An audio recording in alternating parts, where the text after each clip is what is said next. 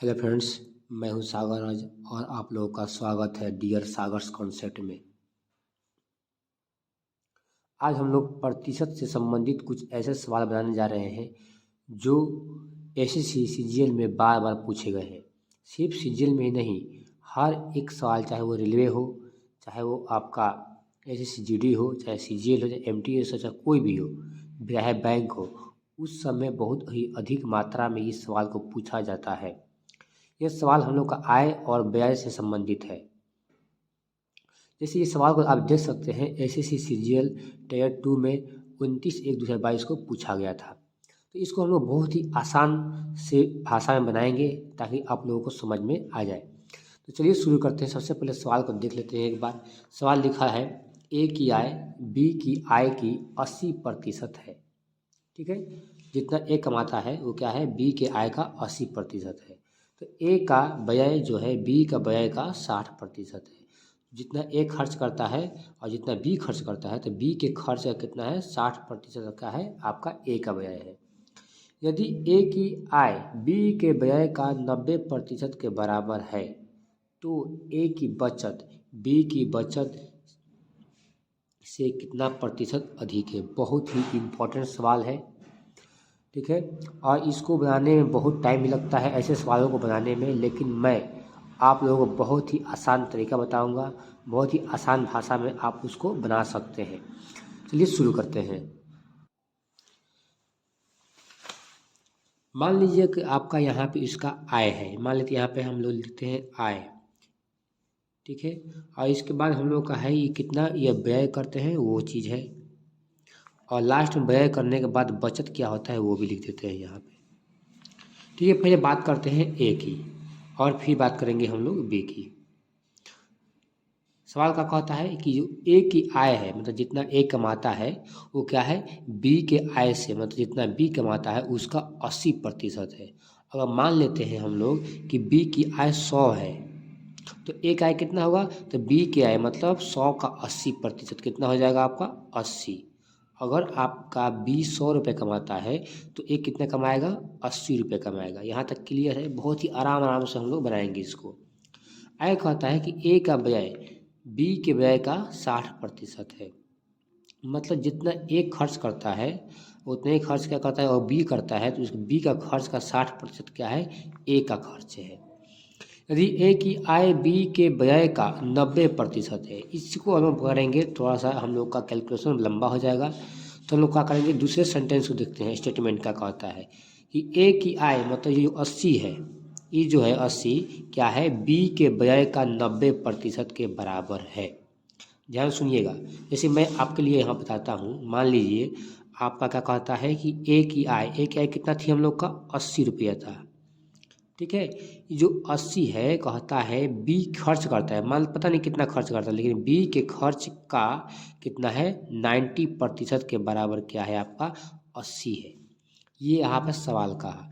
तो देखेंगे हम लोग तो क्या होगा, यहाँ से एक जो कटा देंगे और 10 जो है यहाँ पे इसमें जा कर के गुना हो जाएगा। तो क्या होगा हम लोग का, बी बराबर 80 और गुने 10, इस तरह से हो जाएगा। और जो गुना में 9 है ये इधर का होगा भाग हो जाएगा। तो इस तरह से हम लोग क्या मिल जाएगा, 800/9। मतलब कि क्या था ये, बी का खर्च, ये क्या लिखे थे हम, बी का खर्च जो है ए के आय का, सॉरी, ये जो सवाल है कह रहा है कि ए की आय जो है बी के खर्च का कितना है, 90% है। तो इस हिसाब से हम लोग का बी का खर्च कितना आ गया, तो 800/9। तो व्यय का मतलब क्या होता है, खर्च। तो यही पे देखेंगे कि हम लोग का बी का खर्च कितना आ गया, 800/9 आ गया। ठीक है, यहाँ तक क्लियर है। वही हम लोग सेट कर दें ताकि आपको बनाने में और समझने में आसानी हो। अब हम लोग बात करेंगे कि कहता है आगे कि यहाँ पर तो हो गया ए की आय जो है बी के व्यय का 90% के बराबर है। अब हमको क्या निकालना है, ए का व्यय निकालना है। ए का व्यय क्या है, बी के व्यय का 60% है। बी के व्यय का 60%, और बी का व्यय कितना आया है, 800/9 आया है।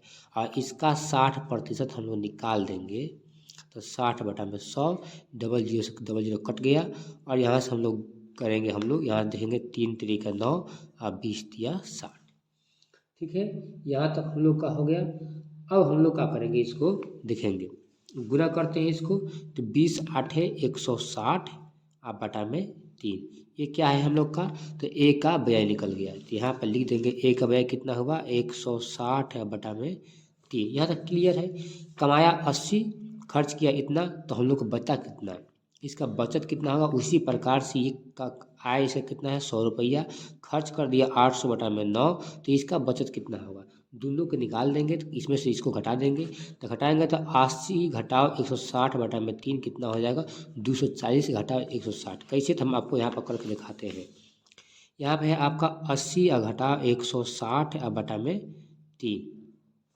ठीक है, 1 3 के एलसीएम कितना हो गया 3, यहाँ से हम गुना किए तो हो गया 240 और घटाओ 160, घटा दीजिए कितना हो जाएगा ये आपका 0 से 0 चलो 6 घटा हम लोग का हो गया 8 और यहाँ बच गया आपका 180 आ गया 180 अब बटा में 3। ठीक है, आगे बढ़ते हैं हम लोग। ठीक है, तो ये दोनों 6 8 है, अच्छा ये 1 में से 1 घटा 0 हो गया, ये यहाँ पे हम लोग का रहेगा 0, मतलब क्या मिलेगा हम लोग का 80 बटा में 3 मिल गया। तो इसका बचत कितना आया 80 बटा में 3 इसका बचत हुआ।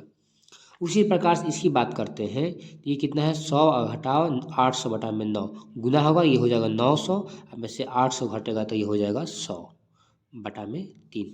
इस प्रकार से आपका क्या निकल गया, इसका आय व्यय और बचत, इसका भी बी का भी आय व्यय और बचत।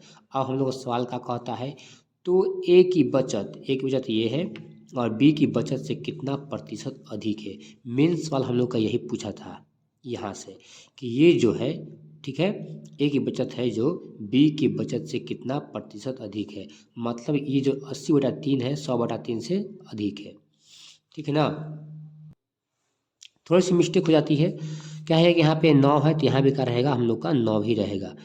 थोड़ा सा मिस्टेक होने से पूरा का पूरा मैथ हम लोग का गलत हो सकता है, इसलिए यहाँ पे हम लोग देख लिए यहाँ पे हो गया आपका 9।